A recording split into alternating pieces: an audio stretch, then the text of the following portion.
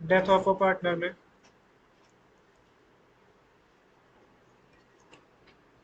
Topic है calculation of amount due to deceased partner.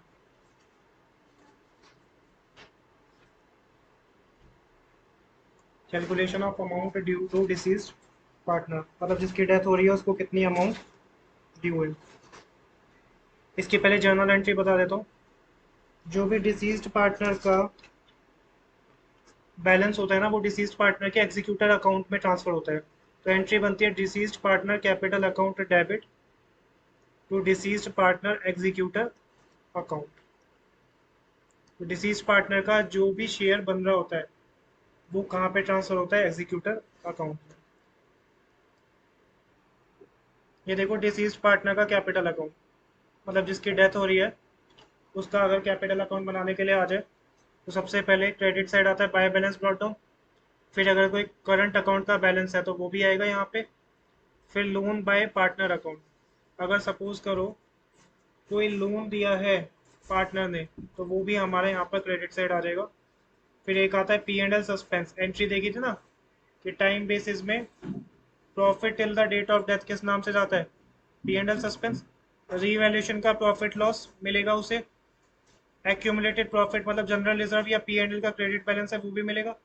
P and L suspense के नाम से इंटरेस्ट ऑन कैपिटल भी जाएगा। कोई सैलरी कमीशन है वो भी मिलेगा डिसीज पार्टनर को।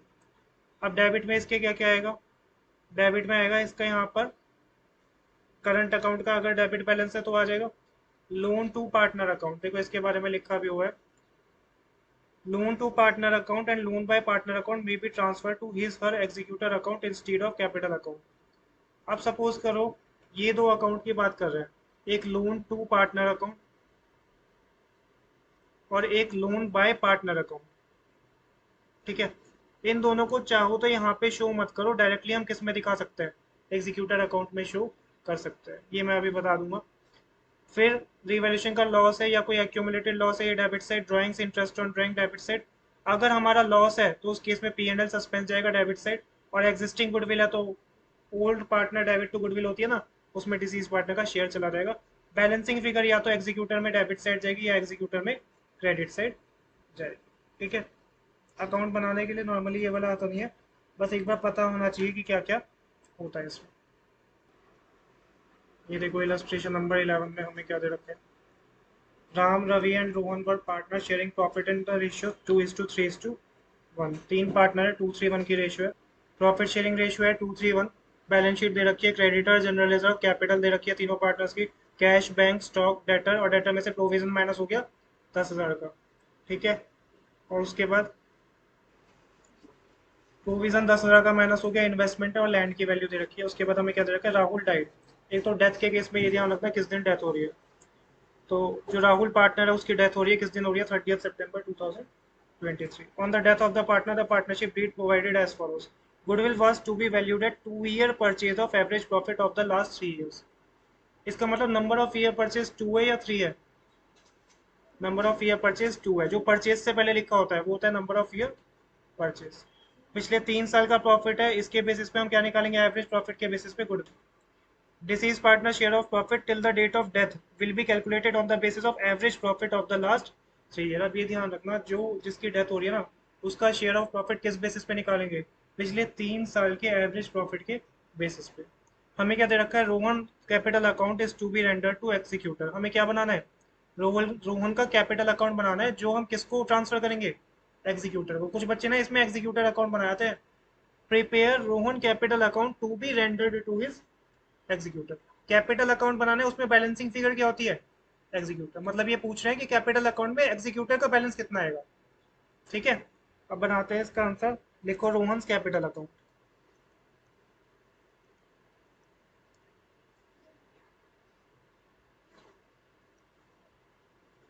वही पर्टिकुलर रुपीज, पर्टिकुलर रुपीज,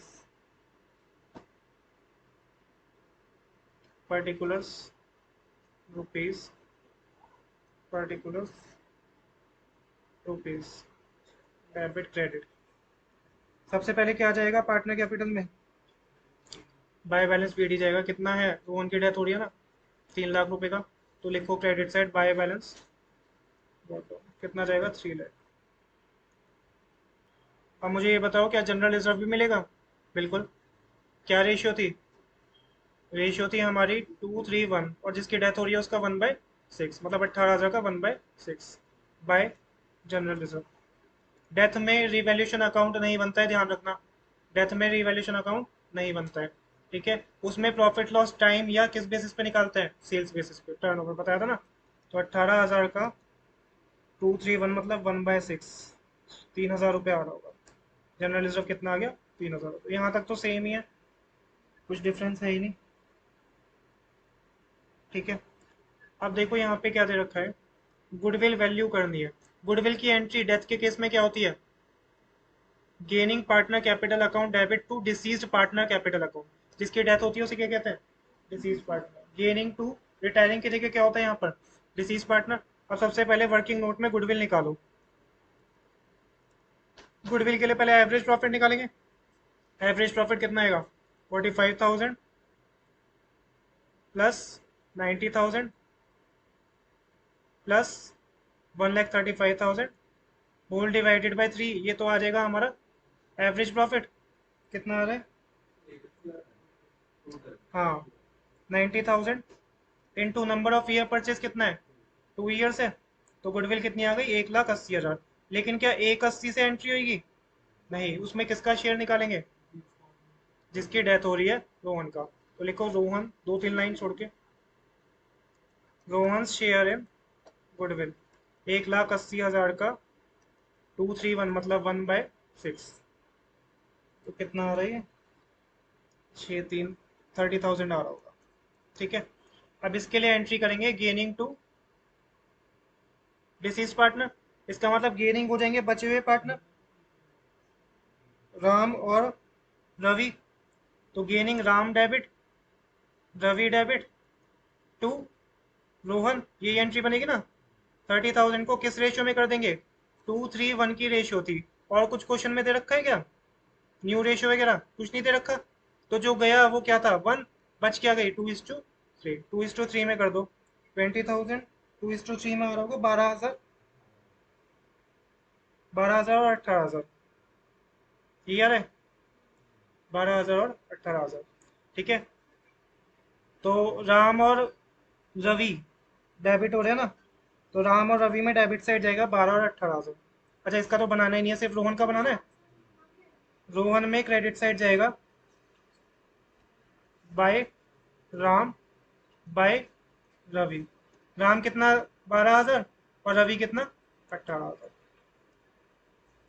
समझ आया? क्या दे रखा है हमें? डिसीज पार्टनर का जो प्रॉफिट होगा till the date of death will be calculated on the basis of average profit of last 3 years. Average profit कितना आ रहा था? 90,000, ये आ रहा था। अब डिसीज पार्टनर का कितना शेयर निकलेगा? ध्यान से देखना। 90,000 था एवरेज प्रॉफिट। 30 सितंबर को डेथ हो रही है, तो कितने महीने का मिलेगा? अप्रैल मई जून जुलाई अगस्त सितंबर।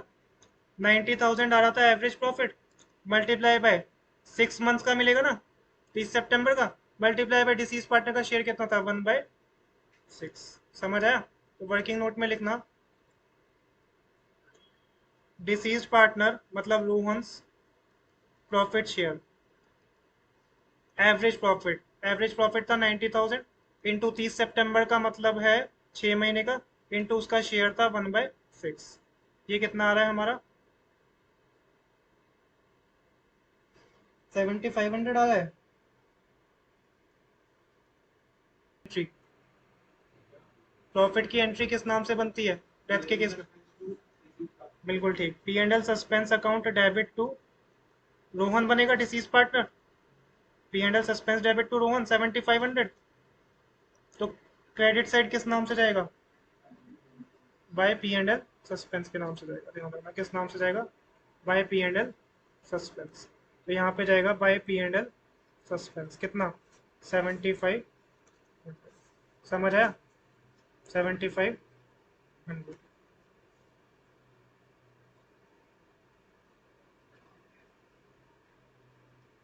ठीक है। तो एंट्री ध्यान रखना, डेथ के केस में जो प्रॉफिट होता है वो किस नाम से जाता है? P and L suspense. Profit है तो credit side by P and L suspense, और अगर लॉस होता तो डेबिट साइड जाता to P and L suspense account. क्या और कुछ है जो जाएगा इसे? क्वेश्चन में देखो। ठीक है, रिजर्व जा चुका, प्रॉफिट शेयर जा चुका, गुडविल जा चुकी, बस अब बैलेंसिंग फिगर आ जाएगी to Rohan executor account. To Rohan executor account निकालो बैलेंसिंग फिगर कितनी आ रही है, और यही हमसे पूछा था। तो कितना आंसर आ रहा है? 3,40,500। तो ध्यान रखना जो टाइम बेसिस है वो जनरल रिजर्व में नहीं लगता। जनरल रिजर्व के केस में टाइम बेसिस नहीं लगेगा, वो पूरे साल का मिलेगा। ठीक है, टाइम बेसिस किस में लगता है? सिर्फ और सिर्फ प्रॉफिट में। तो एक नोट डाल के लिख लो,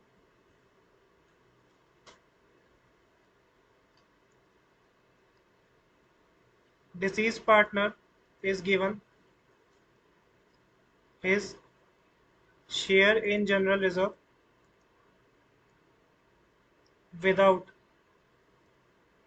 applying time basis, without applying time basis, that is of full year, पूरे साल का दिया जाता है। ठीक है, that is of full year। deficiency of deceased partner, next topic डालो। deficiency of deceased partner met by his executor, met by his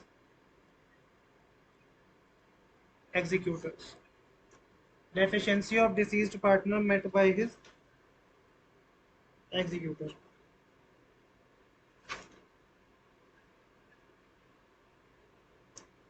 deficiency उसमें भी आता है पार्टनरशिप के केस में, डेफिशिएंसी यहाँ पर भी है और लिखा है मेट बाय द एग्जीक्यूटर्स। इसके ऊपर एक क्वेश्चन दे रखा है। इसका मतलब सिंपल सा ये है कि हम जो पार्टनर कैपिटल अकाउंट बनाते हैं ना, अभी मैंने ऊपर दिखाया भी था, ये जो डिसीज पार्टनर का कैपिटल अकाउंट बनाते हैं उसमें हमारा एग्जीक्यूटर का बैलेंसिंग फिगर या तो डेबिट साइड जाता है एग्जीक्यूटर के नाम से, या किस साइड जाता है? क्रेडिट साइड जाता है। ठीक है, अगर हमारा ये क्रेडिट साइड आ रहा है, बैलेंसिंग फिगर डिसीज पार्टनर का किस साइड आ रहा है? क्रेडिट साइड आ रहा है by deceased partner executor. Deceased partner के कैपिटल में किस साइड जा रहा है? क्रेडिट साइड जा रहा है। उसको हम क्या कहते हैं? उस केस में हम क्या देते हैं? डेफिशिएंसी। उसे क्या कह देते हैं? डेफिशिएंसी कह देते हैं। समझ आया? तो अगर डिसीज पार्टनर के कैपिटल में बैलेंसिंग फिगर एग्जीक्यूटर के नाम से किस साइड जा रही है? क्रेडिट साइड, उसे हम क्या कह देते हैं? डेफिशिएंसी कह देते हैं। तो इसमें लिखो, इसमें लिखो इफ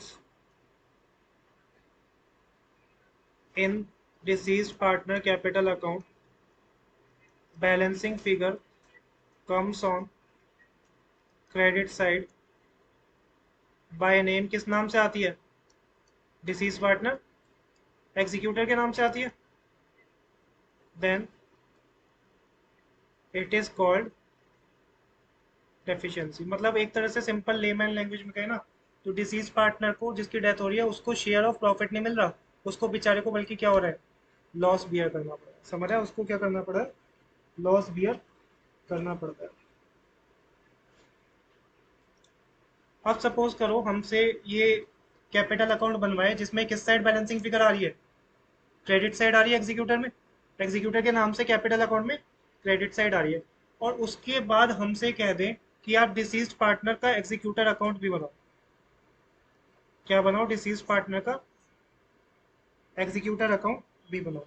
तो ध्यान रखना, जो भी पार्टनर कैपिटल में क्रेडिट साइड डेफिशिएंसी है, सपोज करो डेफिशिएंसी आ रही है 10,000 रुपए की, तो डिसीज पार्टनर एग्जीक्यूटर अकाउंट में डेबिट साइड जाएगा टू डिसीज्ड पार्टनर कैपिटल, यही 10,000, और क्रेडिट साइड जाएगा बाय बैंक। क्रेडिट साइड जाएगा क्या? By bank. कितना? सेम 10,000। बस इतना करना होता है। पहले ये समझ आया डिसीज पार्टनर को डेफिशिएंसी कब होगी? अगर कैपिटल अकाउंट में डिसीज पार्टनर के बैलेंसिंग फिगर किस साइड आ जाए? क्रेडिट साइड, एग्जीक्यूटर नाम से जाएगी। तो उसमें कैपिटल में क्रेडिट साइड है तो इसमें किस साइड आएगा?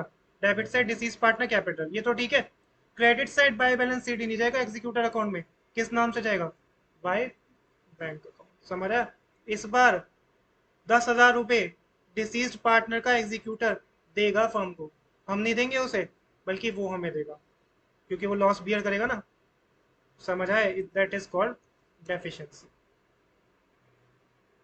सपोज करो, वैसे तो डेथ ऑफ अ पार्टनर में नॉर्मली रिवैल्यूएशन अकाउंट नहीं बनता है, लेकिन अगर हमें असेट लाइबिलिटी कह दे कि इंक्रीज डिक्रीज हो रही है 1 अप्रैल से till the date of death, asset में कुछ मार्केट वैल्यू बढ़ी है या कम हुई है, अगर असेट या लाइबिलिटी की इंक्रीज डिक्रीज दे दे तो डेथ के केस में भी रिवैल्यूएशन अकाउंट फिर बना देना। नॉर्मली डेथ के केस में रिवैल्यूएशन अकाउंट नहीं बनता है, लेकिन अगर क्वेश्चन में असेट लाइबिलिटी की वैल्यू भी इंक्रीज डिक्रीज दे दे एडजस्टमेंट में, तो उस केस में रिवैल्यूएशन भी बना देना। तो लिख दो, if in case of death of a partner increase या डिक्रीज in asset या liability is given in adjustment,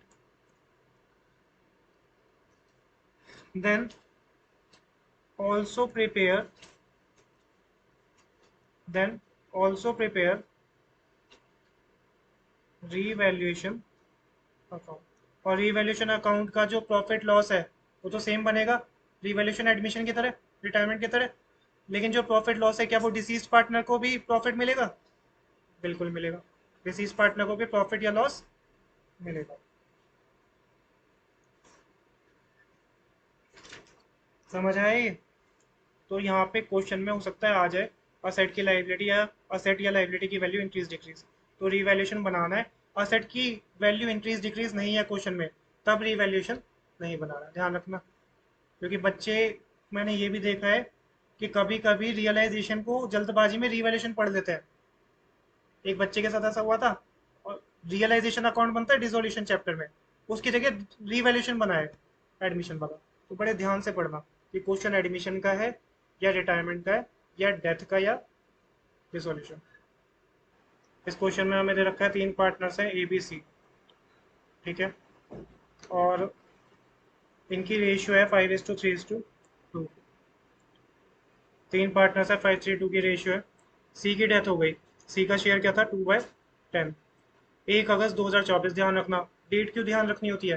क्योंकि up to the date of death तक का प्रॉफिट मिलता है, बस प्रॉफिट में तो टाइम बेसिस लगता है। अच्छा, एक डाउट और आ सकता है, ध्यान रखना, टाइम बेसिस मतलब up to the date of death, time basis का मतलब है कि up to the date of death तक का मिलेगा।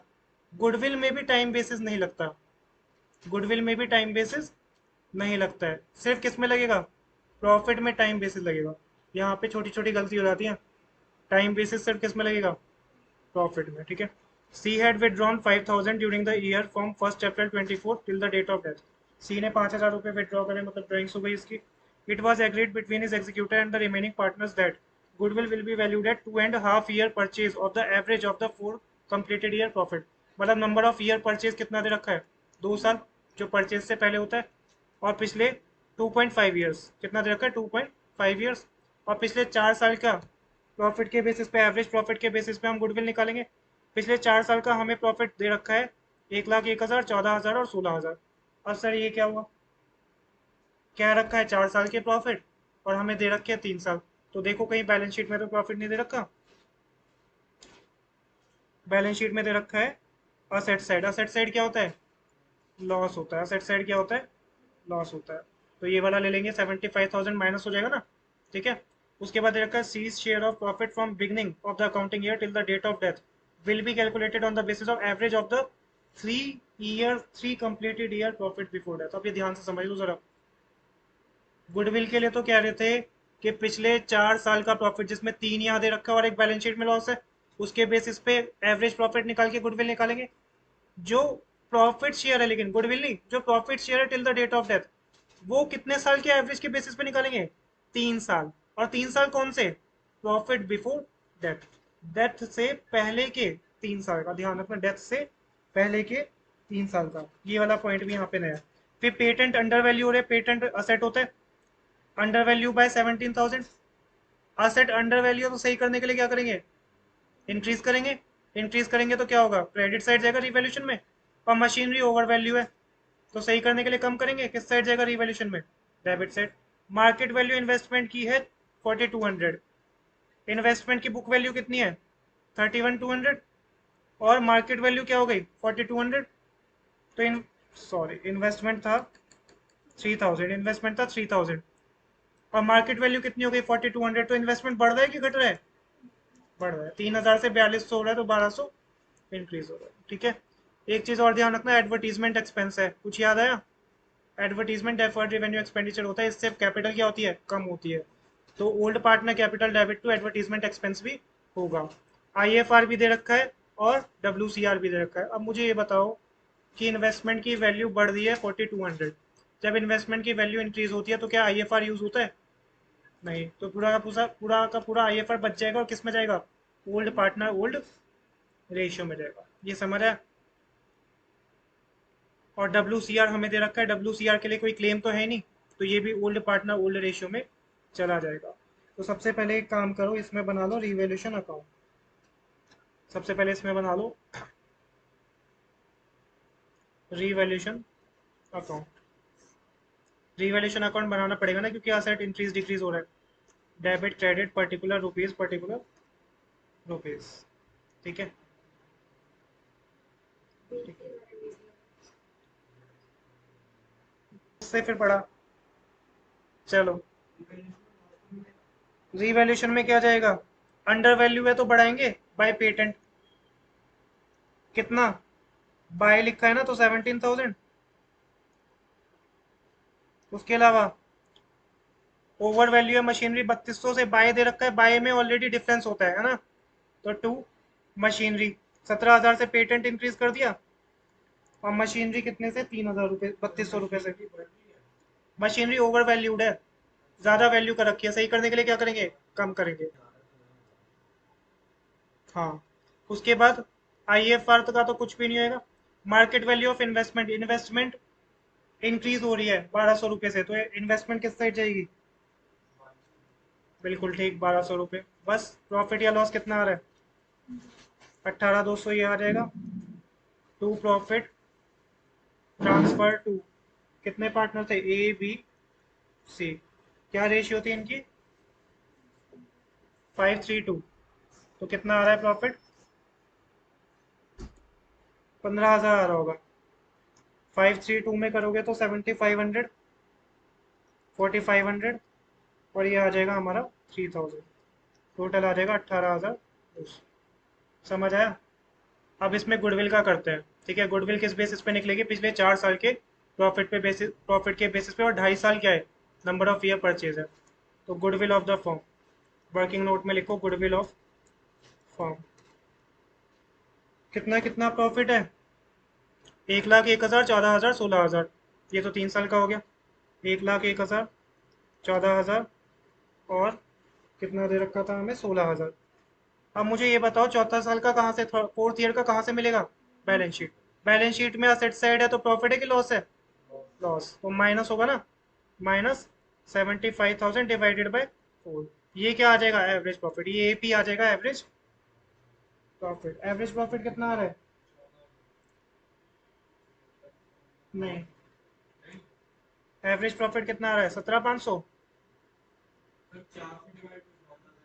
हाँ,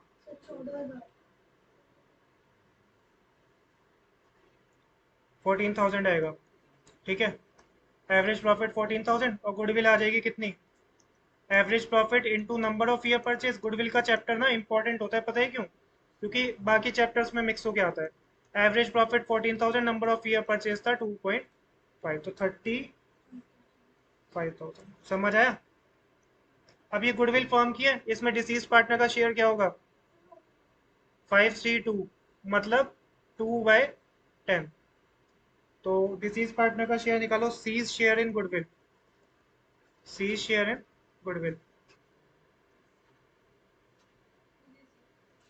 कितना आ रहा है इसका? 7,000। तो एंट्री क्या बनेगी? गेनिंग कौन है? ए डेबिट, बी डेबिट टू सी। क्या हमें कुछ न्यू रेशियो दे रखी है? नहीं। तो 5:3:2 में से 2 वाला जा रहा है, तो क्या बचेगी? 5:3 बचेगी। तो 7,000 को कर दो 5:3 में, कितना आएगा? 5/8 और 3/8। कितना आ रही है हमारा? 4,375। 5:3 बचेगी ना गेनिंग रेशियो, 5:3 थी, 2 वाला तो गया, 2 वाला तो बेचारा चला गया छोड़ के, और 5:3 बचेगी ना, तो कितना आ रहा है, 7,000 को करेंगे ना उसका शेयर डिसीज पार्टनर का, 4,375, और 2,625 आ रहा है, 5:3। तो ए और बी डेबिट टू सी, ये एंट्री बनी है।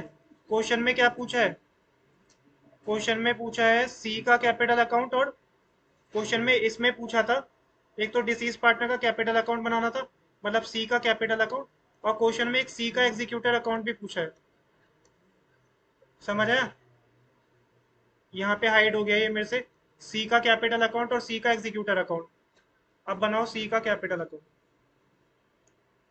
सी का कैपिटल अकाउंट बनाएंगे, पर्टिकुलर रुपीज, सबका कैपिटल नहीं पूछा, सिर्फ डिसीज पार्टनर का पूछा है। बाय बैलेंस ब्रॉट डाउन, कितना जाएगा बाय बैलेंस ब्रॉट डाउन, सी का कितना है 37,000, हो जाएगा 37,000। अब ध्यान से बनाना इसे। उसके बाद अब रीवैल्यूएशन का प्रॉफिट लॉस भी तो था, कितना आ रहा था इसका, सी का शेयर था 3,000, तो बाय रीवैल्यूएशन सी का शेयर आया 3,000। ठीक है, उसके बाद गुडविल की entry, A B debit to C, C credit हो रहा है तो क्रेडिट साइड जाएगा बाय ए और बाय बी, बिल्कुल ठीक, 4,375 और 2,625। समझ आया ना, मैं बार बार एंट्री इसलिए बनाता हूँ जिससे लेजर पोस्टिंग में दिक्कत ना हो। अब देखो यहाँ पर और क्या क्या जाएगा, बैलेंस शीट में आ जाओ, अब यहाँ पर बैलेंस शीट में आ जाओ, और क्या क्या पार्टनर कैपिटल में जाएगा। एक तो गुडविल बैलेंस शीट में दे रखी है, एग्जिस्टिंग होती है 5,000 रुपये, तो old partner capital to goodwill होती है, तो सी कैपिटल टू गुडविल होगा, राइट ऑफ होगी 5,000 इंटू क्या शेयर था, 532 था ना, तो 2/10, कितना आ रहा है, 1,000 रुपये। ध्यान से करना, यहाँ पे भूल जाओगे बहुत सी चीजें। अब देखो, इसके बाद हमारा एक दे रखा है यहाँ पे लोन टू सी, ये ध्यान रखना, loan to C, asset side दे रखा हो अगर लोन टू सी, और सी की डेथ हो रही है, तो उसको लेके जाएंगे पार्टनर कैपिटल में डेबिट साइड, एंट्री बनेगी C's capital account debit to loan to C. ठीक है,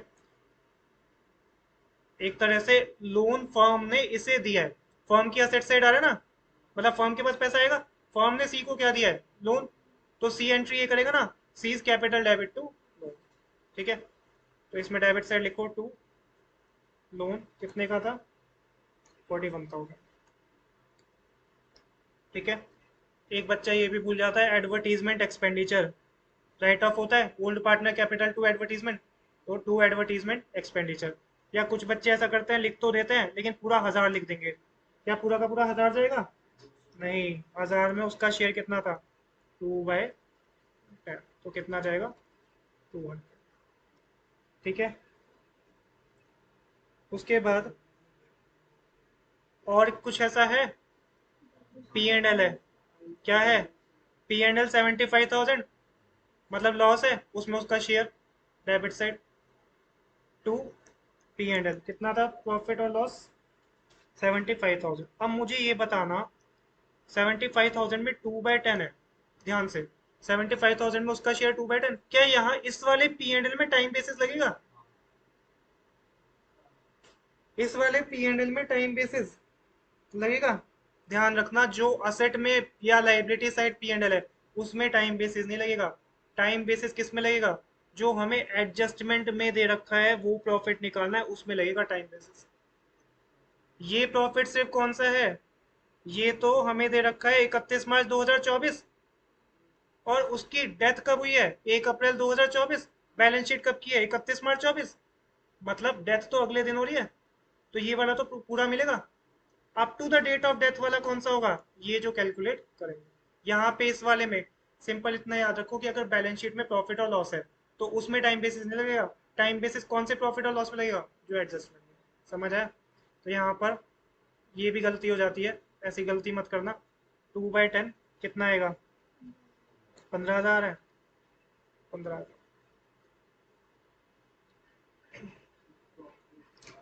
अब एक चीज और देखो, यहाँ पे शायद ये कुछ विड्रॉ कर रहा था, ये रखा था ना।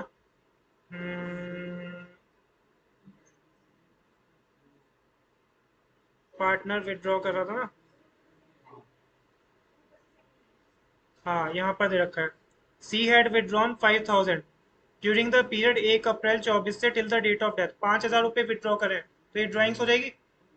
ड्राइंग्स किस साइड जाती है? डेबिट साइड जाती है, तो टू ड्राइंग्स। ये भी भूल जाता है बच्चा, ध्यान रखना। बहुत इंपॉर्टेंट क्वेश्चन है। 5,000 टू ड्राइंग्स। एक एक चीज देखना, कोई भी रहना जाए। To drawings, 5,000। अब आ जाओ, हमने लाइबिलिटी साइड तो खत्म कर दी, असेट साइड खत्म कर दी। लाइबिलिटी साइड में आईएफआर है। इन्वेस्टमेंट की वैल्यू तो बढ़ रही थी, तो आईएफआर तो यूज होता है जब कम होती हो। तो पूरा का पूरा आईएफआर बचा हुआ इसको मिल जाएगा, जो इसका शेयर है।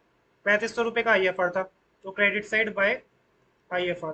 3,500 रुपये में इसका कितना शेयर है? 2/10, 700 आ रहा है। ठीक है। डब्ल्यू के लिए क्लेम तो दे नहीं रखा था, तो डब्ल्यू भी 3,500 था, उसमें इसका शेयर आ जाएगा। वही सेम, बाय WCR सेम आ जाएगा ना। 3,500 का 2/10, 700 रुपये। समझ आया?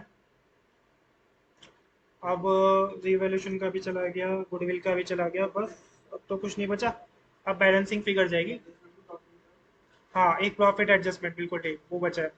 एक P&L सस्पेंस वाला। C's share of profit from beginning of the accounting year till the date of the debt will be calculated on the basis of average of 3 completed year profit before death। अब यहाँ पे मुझे ये बताओ कि उसकी death से पहले के 3 कंप्लीटेड ईयर का प्रॉफिट मांगा है।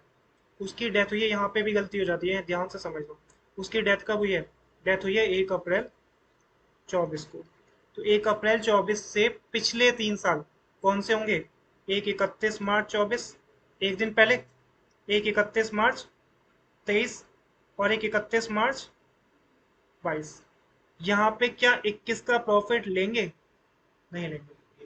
3 साल उसकी डेथ से पहले कौन से वाले हैं? एक तो एक दिन पहले 31 मार्च 24, एक 31 मार्च 23, और एक 31 मार्च 22। मतलब इस बार प्रॉफिट के लिए कौन सा एवरेज लेंगे? 14,000 प्लस 16,000 प्लस जो बैलेंस शीट में था लॉस, कितना? -75,000। ये समझ आया? क्या दे रखा है कि C share of profit from the beginning till the date of that calculated on the basis of average of 3 completed year. 4 नहीं, 3 completed year profit before death. Profit before death. अब देखो, डेथ हो रही है 1 अप्रैल 24 को, तो इससे पिछले 3 कंप्लीटेड ईयर्स कौन से होंगे? 31 मार्च 24, 31 मार्च 22, एक तो एक दिन पहले 31 मार्च 24, 31 मार्च 23, और 31 मार्च 22। 1 अप्रैल, 1 अगस्त को हो रही है, सॉरी। डेथ हो रही थी 1 अगस्त को, तो 1 अगस्त से पिछले कौन से 3 साल कंप्लीटेड होंगे? 31 मार्च 24। 1 अगस्त 24 से पिछले तीन: 31 मार्च 24, 31 मार्च 22, और 31 मार्च 21। ये तो होगा। 31 मार्च 20 तो 3 कंप्लीटेड नहीं, क्या हो जाएगा? 4 कंप्लीटेड हो जाएगा। समझ आ रहा है? उसकी डेथ से इमीडिएटली पिछले 3 साल कहाँ कहाँ पे एंड हो रहे हैं? मार्च 24, मार्च 23, मार्च 22। मार्च 21 तो चौथा साल है। समझ रहे हो? तो उसका नहीं लेंगे। तो 14,022 का, 16,023 का, और इस साल का 75,000 जो लॉस था, तो निकालो।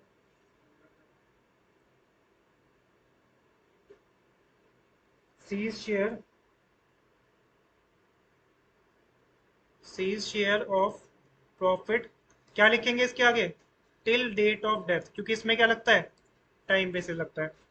2022 का था 14,000 प्रॉफिट, 2023 का था 16,000 प्रॉफिट, और बैलेंस शीट में 2024 का लॉस था 75,000 डिवाइडेड बाय 3। तो ये कितना आ रहा है? माइनस का 15,000 आ रहा है। ये तो बेचारे को प्रॉफिट नहीं मिल रहा, ये क्या हो रहा है? लॉस मिल रहा है। प्रॉफिट नहीं, ये क्या मिल रहा है इसे? लॉस मिल रहा है। समझ आया? अब मुझे ये बताओ, मैंने बताया था कि अगर प्रॉफिट मिलता है तो P&L सस्पेंस किस साइड जाता है? Credit side. और अगर लॉस होता है, हाँ, उसका शेयर ही तो है। लॉस का शेयर ही तो है उसका। एक सेकेंड रुकना, पहले मैं ये बता दूं जरा। देखो, अगर डिसीज्ड पार्टनर का प्रॉफिट होता है तो क्रेडिट साइड जाता है, पी एंड एल सस्पेंस, और डिसीज पार्टनर को लॉस होता है तो किस साइड जाता है, डेबिट साइड जाता है। तो पहले तो ये बताओ ये लॉस किस साइड जाएगा, डेबिट साइड, क्योंकि 15,000 नेगेटिव आ रहा है ना, 15,000 क्या आ रहा था, नेगेटिव आ रहा है, ये समझ आया, 15,000 नेगेटिव आ गया, ठीक है। अब एवरेज प्रॉफिट निकाल लिया 15,000, इसमें सीज शेयर कैसे निकालेंगे, 15,000 का उसका लॉस है, मल्टीप्लाई बाय शेयर कितना था 532, मतलब 2/10, कब से कब तक का मिलेगा, कब से कब तक का मिलेगा, 1 अप्रैल को साल शुरू होता है, डेथ कब हो रही है, 1 अगस्त, तो अप्रैल मई जून जुलाई, समझ आया, 4 महीने का मिलेगा ना। अगस्त तो 1 अप्रैल को गया, अगर 31 अगस्त होता तो 5 महीने का मिलता, तो मल्टीप्लाई बाय 4/12, ये लिख लेना, 4 कैसे आया, 1 अप्रैल से 1 अगस्त, तो अप्रैल मई जून जुलाई, समझ आ रहा है ना, ये इंपॉर्टेंट क्वेश्चन है, इसमें सारे पॉइंट क्लियर हो जाएंगे। तो कितना है उसका लॉस, 1,000 आया, लॉस है तो किस साइड जाएगा, debit side, to P and L suspense, तो 1,000। अब देखो, क्रेडिट साइड आ रही है बैलेंसिंग फिगर या डेबिट साइड, तो क्रेडिट साइड आ रहा होगा by C's executor account, executor में जाता है ना बैलेंसिंग फिगर, तो क्रेडिट साइड आ रहा होगा 14,800, 14,800, टोटल आ रहा होगा 63,263। मैंने बताया था कि जो हमारा क्रेडिट साइड आता है पार्टनर कैपिटल में बैलेंसिंग फिगर, उसको क्या कहते हैं, डेफिशिएंसी। अगर क्रेडिट साइड आता है पार्टनर कैपिटल में तो क्या कहते हैं, डेफिशिएंसी, गुड, क्या कहते हैं, डेफिशिएंसी कहते हैं। अब ये बताओ, डेफिशिएंसी है सी का, एक तो कैपिटल अकाउंट पूछा था और सी का एग्जीक्यूटर अकाउंट भी पूछा था, तो सी का एग्जीक्यूटर अकाउंट बनाओ, पर्टिकुलर रुपीज, पर्टिकुलर रुपीज, यहाँ पर क्रेडिट साइड गया सीज एग्जीक्यूटर, तो यहाँ पर डेबिट साइड जाएगा टू सीज कैपिटल, कितना, 14,800। मैंने बताया था जब भी डेफिशिएंसी होती है, इनफैक्ट डेफिशिएंसी हो या ना हो, हमेशा सी के एग्जीक्यूटर में बैलेंसिंग फिगर किस नाम से जाएगी, बैंक के नाम से, किस नाम से, बाय बैंक, 14,800, खत्म। एक हमने इस क्वेश्चन में पॉइंट देखा था, ध्यान से समझना। देखो, इस क्वेश्चन में असेट साइड था loan to C, asset side था लोन टू सी, मतलब फर्म ने लोन दिया और उसके बदले वो रीपे करेगा पार्टनर। ये हमने क्या किया था कि असेट साइड है तो वहां से पार्टनर कैपिटल में किस साइड जाएगा, डेबिट साइड, क्रॉस याद रख लेना। असेट साइड है लोन तो पार्टनर कैपिटल में किस साइड जाएगा, क्रेडिट साइड। अगर हमें लोन दे दे लाइबिलिटी साइड, लोन दे दे लाइबिलिटी साइड, तो पार्टनर कैपिटल में फिर वो अपोजिट जाएगा किस साइड, क्रेडिट साइड। पहली चीज तो ये। उसके अलावा अब एक चीज नोट लिख लेना कि अगर सपोज करो हमें बैलेंस शीट दे रखी है और बैलेंस शीट में लाइबिलिटी साइड हमें दे रखा है लोन बाय डिसीज्ड पार्टनर, जिस पार्टनर की डेथ हो रही है वो लोन दे रहा है, सपोज करो 1,00,000 रुपए का। इस बार हमें किस साइड दे रखा है, लाइबिलिटी साइड दे रखा है, लोन बाय डिसीज्ड पार्टनर, जैसे असेट साइड होता है लोन टू, यहाँ पे लोन बाय डिसीज्ड पार्टनर। अब इस केस में ये तो हमें पता है कि पार्टनर कैपिटल अकाउंट में ये क्रेडिट साइड जाएगा।